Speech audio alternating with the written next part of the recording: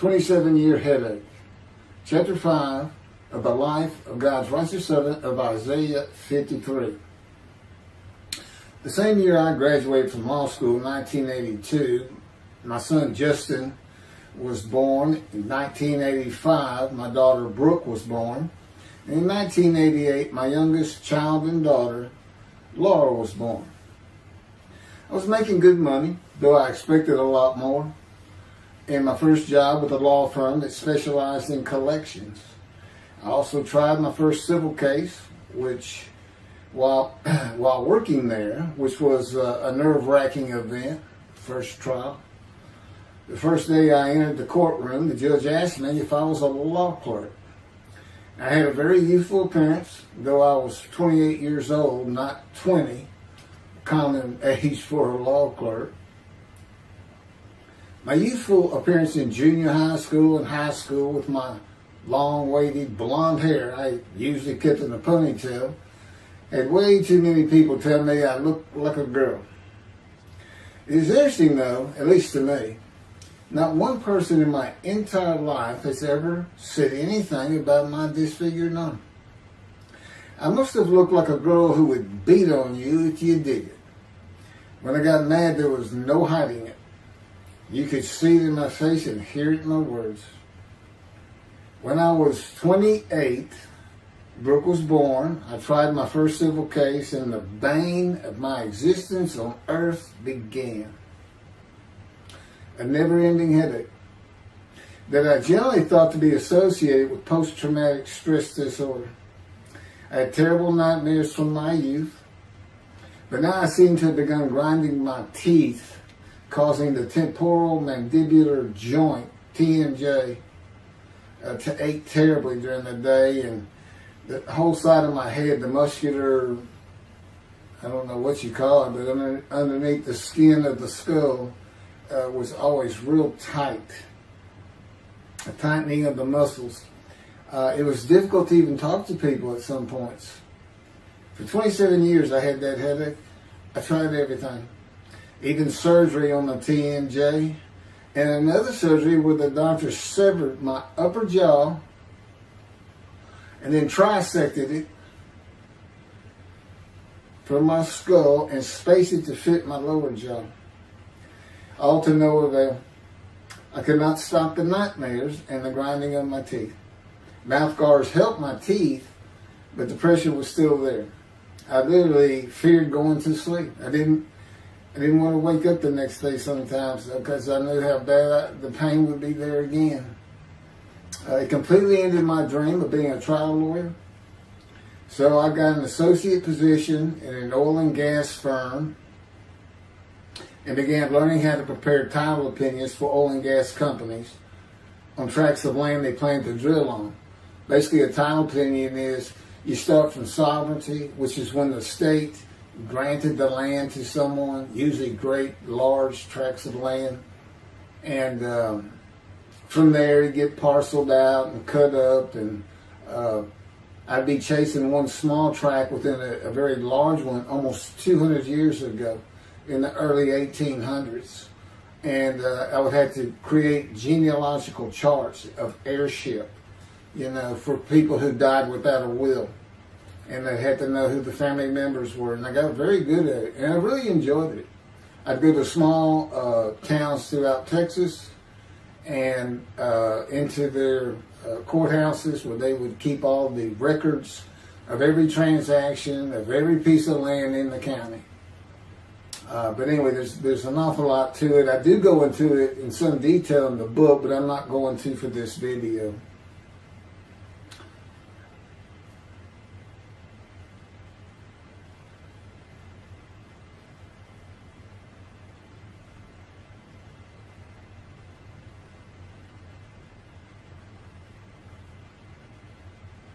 Eventually, I had my own firm. It was just me at my own office, and I was doing very well, though billing hours for title work is generally lower than other areas of the law, by the hour. But I had also been involved in multi-million-dollar sales of production between oil and gas companies, probated wills, prepared affidavits of heirship, worked with landmen to fix title defects, appellate work, including arguments before justices, plea bargaining in criminal cases for defendants, and anything else that came my way. Then it all stopped, and once again I was fighting for my life in 2001. This is chapter 6, skin, colon, and lung cancer. Oh, just God would have me tell you, he gave me those headaches. When he came to me, I stopped having nightmares. He provides my dreams for me now, and often as a learning experience. But the grinding of the teeth, everything stopped, and I thought it was just because I wasn't having nightmares, and took away any symptoms of PTSD, for which I was receiving money from an insurance company for disability, partial disability. And that went on for about 7 years. Then one day we're out walking, year 7 of 13, and I had that headache. It just came. And I just stopped. And I said, "You got to be kidding. You did not give me those headaches." He said, "Yes, I did. It's necessary. You are considered the suffering servant of Isaiah 53. You had to suffer your entire life until you're suitable for my purpose." And that includes fitting every verse of Isaiah 53. At that time, I had finally read it, 7 years into all this. It was about year 2, I think. But yeah, he did. And, I ended up taking painkillers left and right and drinking with it, as so many people do. I was able to maintain, my life, my work, and everything, but it was enough to put the strain on my marriage that I pretty much blamed myself for it. And I told him I did it. That's the only time I got hot. Disfiguring me, gut shot, those things, they didn't bother me. But I said, you hurt my children terribly with that. Because I became a bad father. I mean, I wasn't the father I could be. I mean, they love me and I love them. We don't have any serious risks. They're off living their lives and they're all doing great.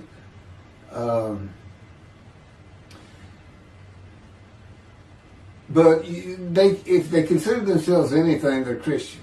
And although I don't think any of them are overtly religious, or that they're in church every Sunday or anything like that, but when I started going to the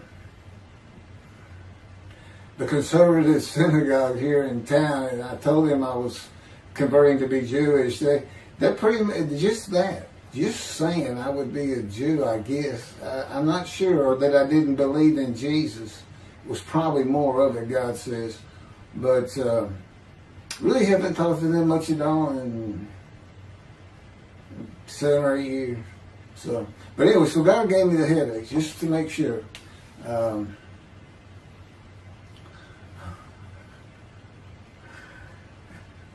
Anyway, I was married to Denise for 18 years, and we divorced in 1997 for irreconcilable differences. We agreed that she maintain custody of the children. The first to leave was Justin, and he came and lived with me. Then Brooke started getting in trouble, who is as tough as she is beautiful. Her mom's very difficult to get along with. Justin was a lot like me at his age, and trouble followed him everywhere he went. Like me, he was hard to talk to, and like me, his getting out of high school was a coin flip. He's doing great. He learned the oil and gas landman business, and I helped him out as much as I could, and friends of mine helped him out even a lot more. And he's very successful now. Married, no children. Laura's married, no children. She's got a great job.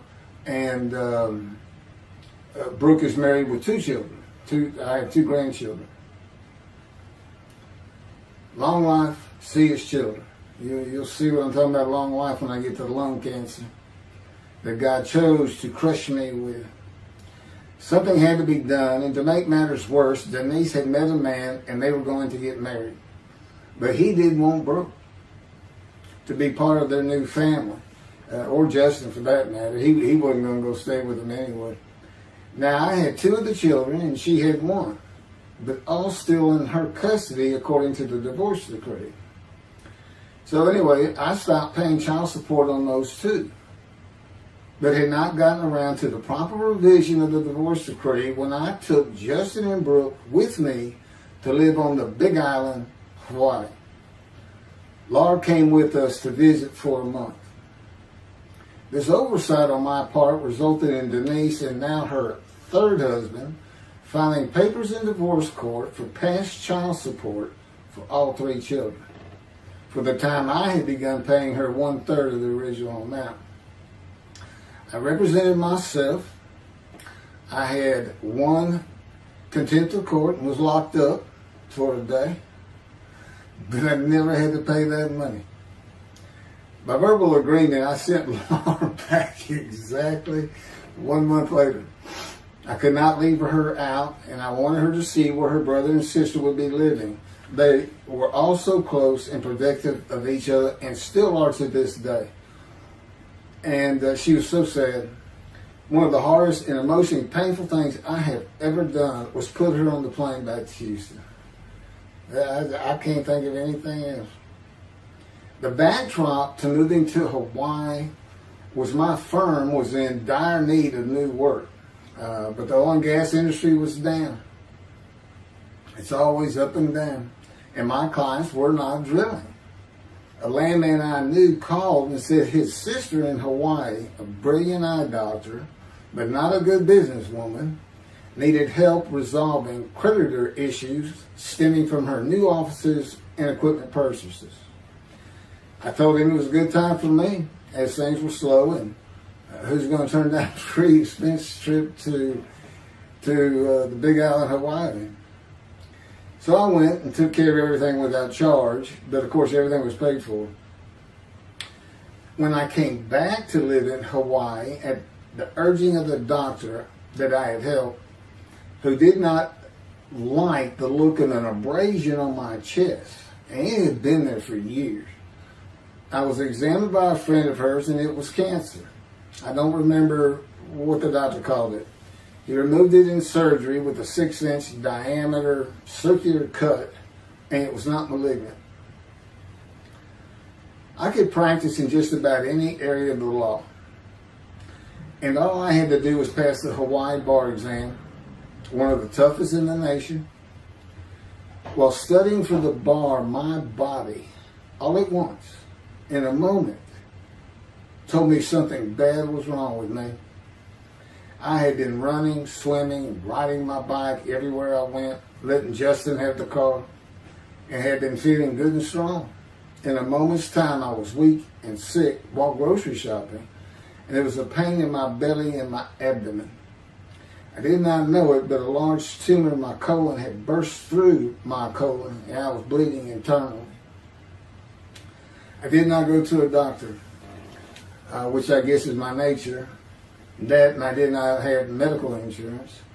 Anyone asking for help, asking anyone for help unless things were at a critical stage, such as a bullet wound, was something I couldn't do. There's all kinds of personality disorders.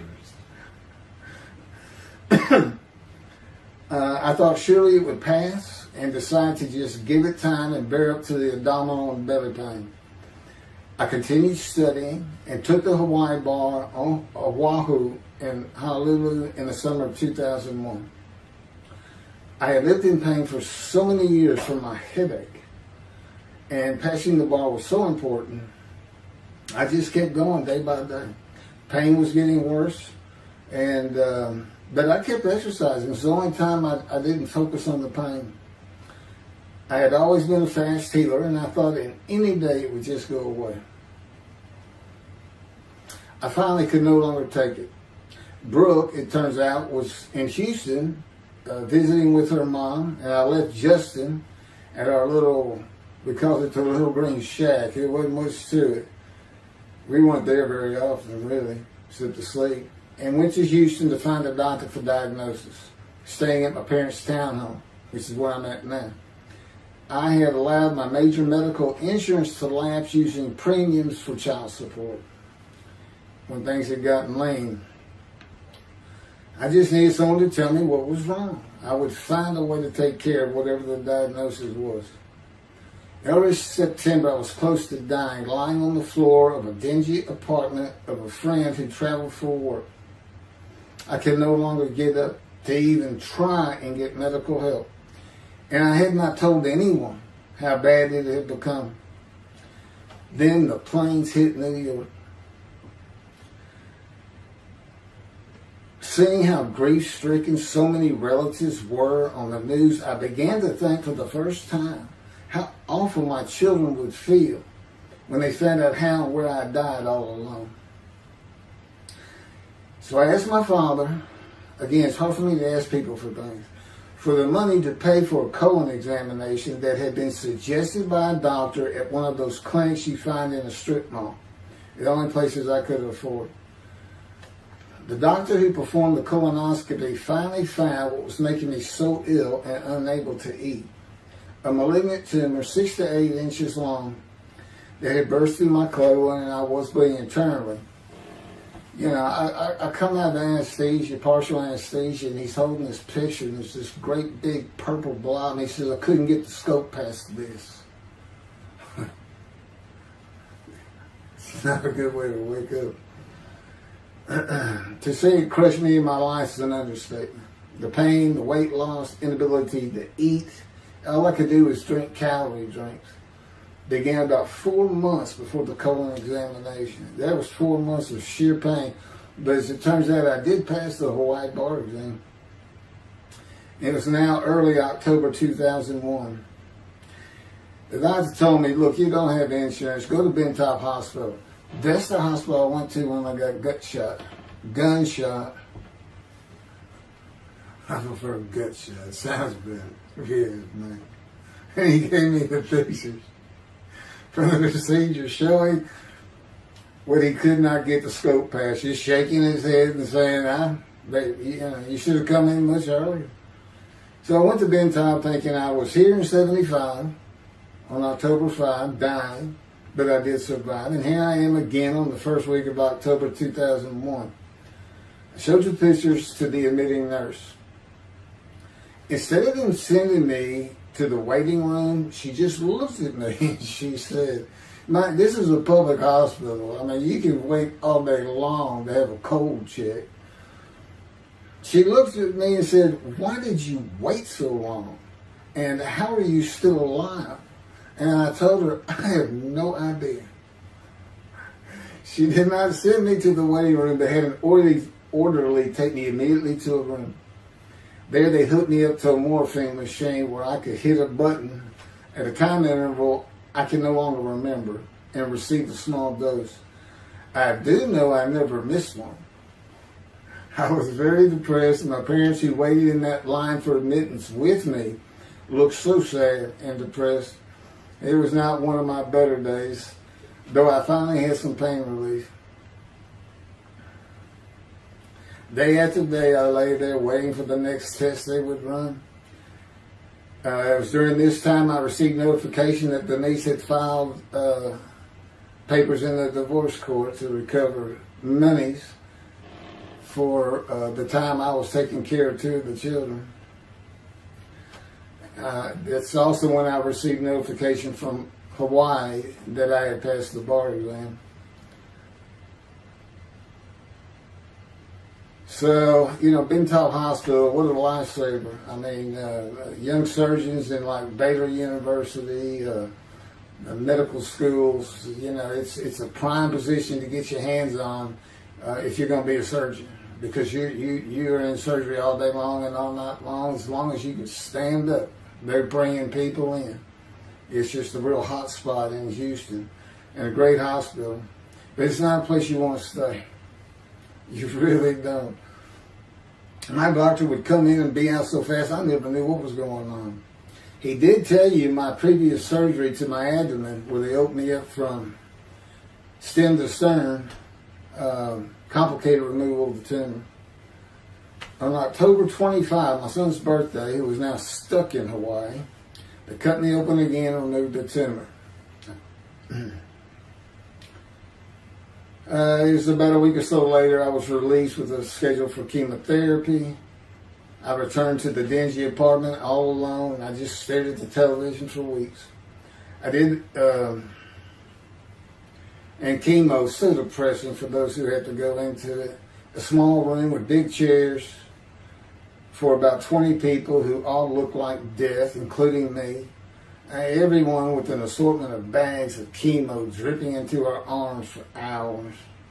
It took about 8 hours before I really got sick from it. And I had to park a long way to avoid paying for parking and drive a long way to the apartment. It was a very gloomy fall and winter.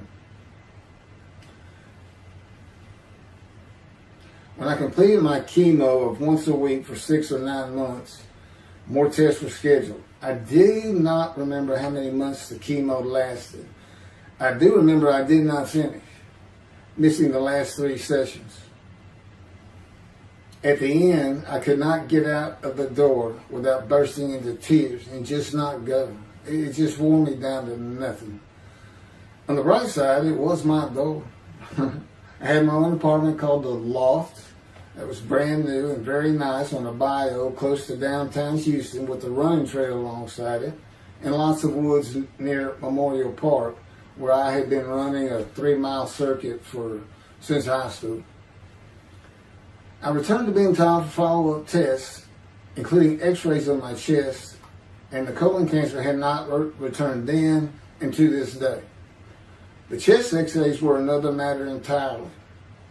The doctor told me he had bad news and showed me the x-rays telling me the white spots I was seeing was cancer. They were everywhere.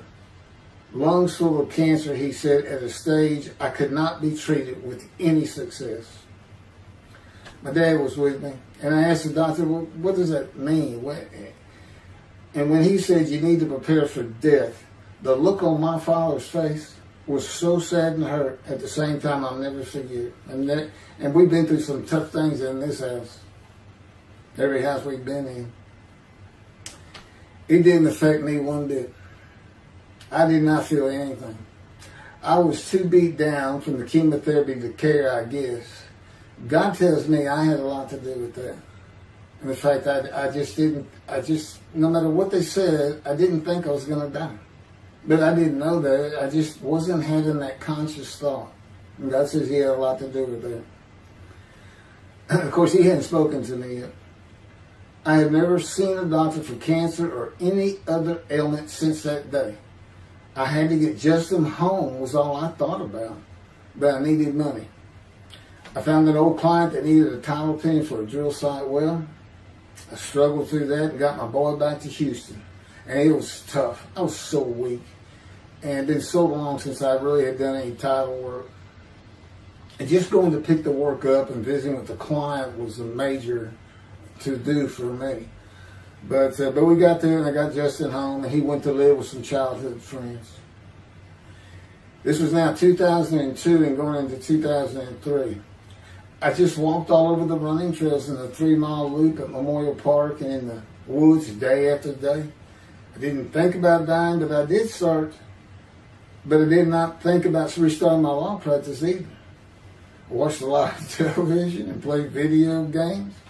I watched the Tour de France for the first time and got inspiration from Lance Armstrong. I was still alive though, and the funny thing was my lungs never bothered me. I was never sick. It's because God had already removed it. After I got the news I was dying of lung cancer, he took them from me. That's what he tells me. And I don't have any symptoms. As you'll see right here, in 2005, I picked up some title work here and there and made an office out of my loft. I bought my first motorcycle, soft-tail lowrider Harley Davidson. First time in many years I was happy. I loved riding that bike. In 2006, I did some landman work for standard day wages and began dieting and running.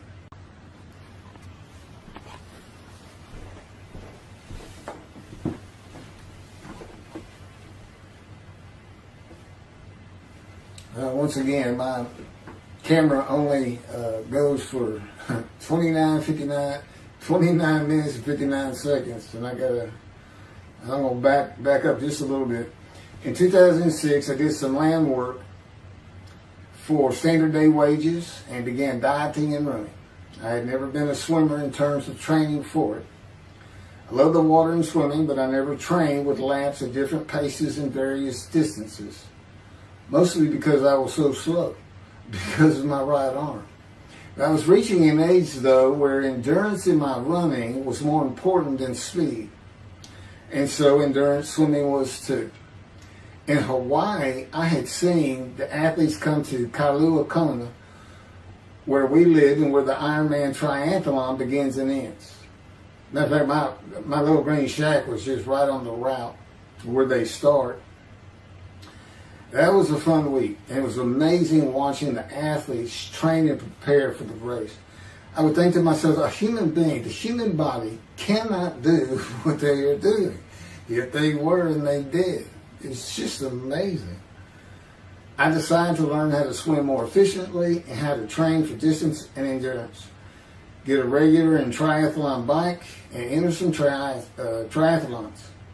I was still alive and finding a direction and purpose in my life. Training every day for long periods of time. It really helped with my headache and I slept better. In 2007, I signed up for the March 30, 2008 Lone Star Half Iron Triathlon in Galveston, Texas, and the October 5, 2008 Longhorn Ironman 70.3 in Austin, Texas. You cover 70.3 miles, and you got to do it under 8 hours. And I did real well in the first one. As far as my time, it's 7 hours and a little bit, but I barely made it without disqualification in the one in Austin, and it was primarily because of the hills. It's this very hilly area in central Texas, I guess, but I did make it, and swore I'd never do another one. But I did that after the first one too. It's tough. My insurance was still paying for my inability to work, primarily based on the headache and a diagnosis of PTSD. So I was not working, and I got real serious in training to swim the 1.2 miles in the ocean, and that would be in Galveston and in a lake in Austin, 56 miles on the bike, and a half marathon, 13.1 mile run. That's what I was able to do with a diagnosis in 2001 of lung cancer that could not even be treated, stage 4. And that's just about impossible. It would take a miracle of God for that to happen, because generally you're going to die within 1 year. They say if you get lucky with good medical treatment, you might make 5 years. But 1 year is the standard, if you can make it that long. That's my proof that I offered myself to guilt for God. Because you can't, it's not something provable. All you can do is show the result of that offer. And again, guilt's an emotion. I got way too many videos and everything to get too detailed on it. But that is the proof. You know, I got the colon cancer 20 years ago when the planes hit New York. And it was 2000. Oh, that was 2009, right. Too many things go through my mind when I start thinking about those cancer years. But God, He removed it. He had something for me to do, but that's verse 10. God chose to crush him with disease. And as I've mentioned, the reason He chose that is to show that I was blemished, defective, could not possibly be an offer for sacrifice, because He knew what the Gentiles were going to do. They were going to put an unblemished lamb in there and call the Jewish people's Bible their own, and use the laws of Leviticus, not unlike Mr. Tovia Singer and his 6 million blemished ram sacrifice by Hitler, the righteous servant of God. That's how that seems to read. He's welcome to respond any way he wants to do that. But it's on the video, it's in the book, it's in quotes by him. It's from his midrash, from his site. And he said, share this with everybody. Everybody can take it and just share how great my knowledge is. Well, it's lacking in some areas. There's any question he's an intelligent man. But his reasoning capabilities, in my opinion, at least as to Isaiah 53, are severely wanting. I am that man. And God's going to give the Christians hell with it and with me. Just like I just heard this for the first time on the video. When all of a sudden he had me say that Jesus announced he wasn't the man of Isaiah 53 on the cross. When he said, Father, Father, Father, why have you forsaken me? Because he was about to die. In Isaiah 53, who he thought he was, and he's not, who he didn't fit the verses, but he thought he was, he's supposed to be exposed to death, but given long life. So boldly he goes into the Roman Jerusalem and gets himself taken up. He's not worried. Delusional, yeah, maybe, but as far as I'm concerned, he's nothing but a story. He never existed. And the story starts with the Essenes of the Red Sea Scrolls and the teacher of righteousness. Real quick, I'll go over that. Here's the thing. Their founder is called the teacher of righteousness. Okay? They were great followers of Isaiah. They had the great scroll of Isaiah. They're prolific writers and copyists. They had their own gate at Jerusalem. The Essenes gate. Now, the New Testament never mentions them. You got Pharisees, Sadducees, Essenes, but they never mention an Essene. And Jesus, quite frankly, would have been one of them. Because they embody who he is. They didn't like riches, hated sinning. They didn't like material things. They removed themselves from Jerusalem, in the most part, to those caves by the Dead Sea for that very reason. But they did have a gate. They still had people who would be there, and you know what they would do at the gates? Tell stories. That's what you do. You tell stories, and it is a great story. Here's this guy, he's connected with God. Back then they believed men were gods. Caesar was a god. Over in Egypt you had the same thing going on. It's a common thought that men could be gods. And this story just springs up. And there isn't any question. They'd have gone and questioned him. I mean, they're sitting right front and center in Jerusalem. You think they didn't hear about this man walking on water, raising the dead, feeding 5,000 with 2 fish and 5 loaves, turning water to wine? That alone, Rome would have said, Caesar would have said, he does what? He turns water to wine. Bring him to me. Don't touch a hair on his head. You don't kill the man who turns water to wine. You send him out with your armies. Make your men happy. It's there's so many ridiculous aspects to it. Most particularly, God performed a human sacrifice for the sinning Gentiles. He's left the sinning Jews for the sinning Gentiles.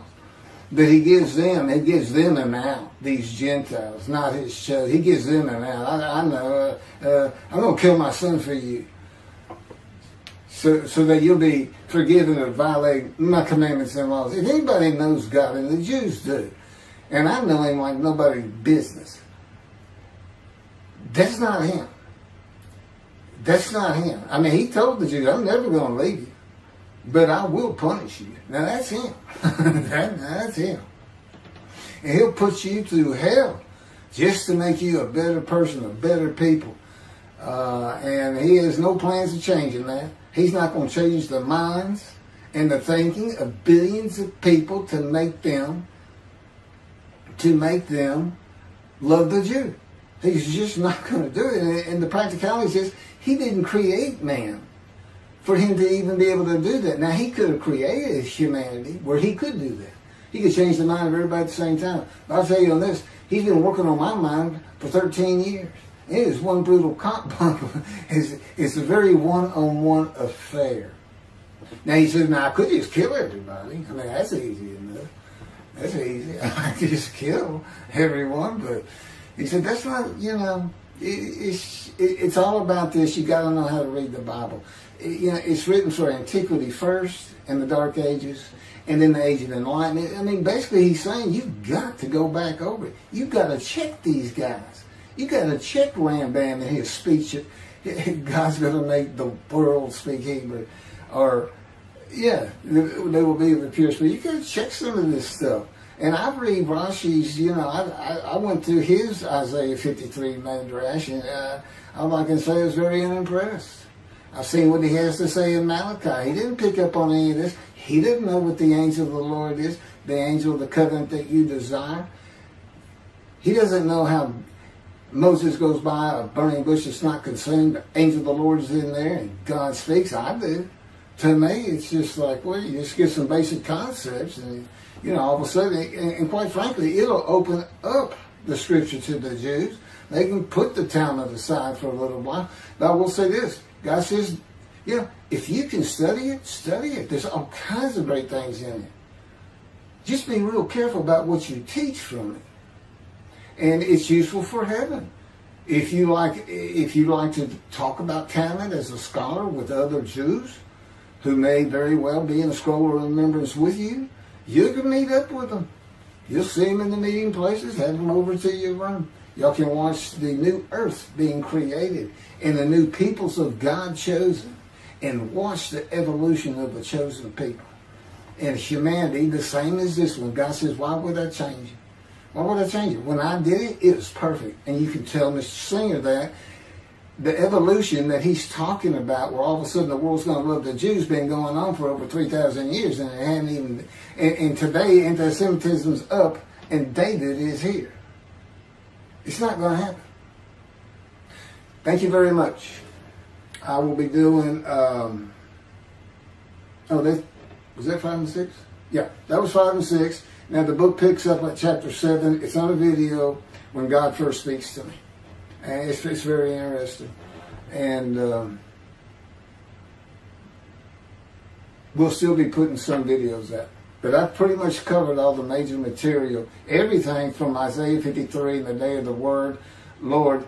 There's a few more things. And it's a better read than it is a video watch. But, for those who like to read. But it's covered very well in these videos. And now that I've put the personal part in, which is to show how I fit Isaiah 53, and you see the difference in my life. Now that's a life of suffering. That's a life of pain. That's a life of familiar with disease. They say, gee, well, he died on the cross. He was scourged. He was scourged and this and that. Do you know how much he suffered in his life? I mean, he's not even in the conversation as a man of suffering. He's not in the conversation. Thousands and thousands and thousands of people died horrific deaths back then and by crucifixion. He's not the only one. This is descriptive of a man in his life. So you can find him, identify him. And what did he do? He never suffered. He was never sick, ever, until the last day of his life. He's 30 years old and he's got one day under his belt of pain and suffering. To me, you're not even in the conversation. I mean, that's nothing. That's not even suffering. That's just, you had a bad death, sorry. You got whipped first. You got whipped. One gospel says the scourging was an open-handed slap to the face. Now, the other three do say scourged. But then and then every movie you see, he's carrying that cross. He's all whooped up and bleeding, this and that. He carries the cross in one gospel only. In the other three, it's carried for him. And then he's on the cross, and what does he do? Father, Father, why have you forsaken me? And then the gospel says, one of them, and then he gave up the ghost. He gave up and died. I laid in the back of an ambulance for 8 hours, doing everything I could in my power to stay alive. Just gave up the ghost. There's another video where we make that a little bit more humorous. Anyway, thank you for listening, and I guess that's it. Thank you.